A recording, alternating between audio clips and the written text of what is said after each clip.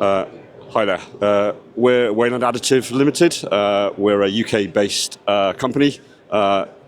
This is a metal 3D printer. So this is a machine that uses electron beam additive manufacturing using powder bed fusion. So it's printing fully dense, crack-free metal components. Specifically, the technique we use is unique to our process. It's something called NuBeam. So NuBeam basically overcomes some of the main limitations with electron beam powder bed fusion. The main issue with electron beam additive and metal powders is those metal powders have an oxide layer on them. That oxide layer is electrically non-conductive. So what happens is when you spread a layer of powder, when the electron beam is incident on that layer of powder, the negative charge on those electrons sticks to the powder particles. And when you have like charges next to each other on a mobile bed of powder, that powder can move. And it can move to such an extent that it produces something called a smoke event, where basically the whole bed of powder is ejected vertically. So traditionally, a normal electron beam process would overcome this by sintering the layer before melting.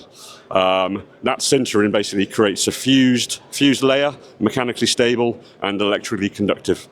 So they're basically sintering the layer, then they're melting, and they're doing this for every layer. At the end of the build, when you debuild the machine, the component, so a component such like this, would be encased in basically a hard block of sintered powder.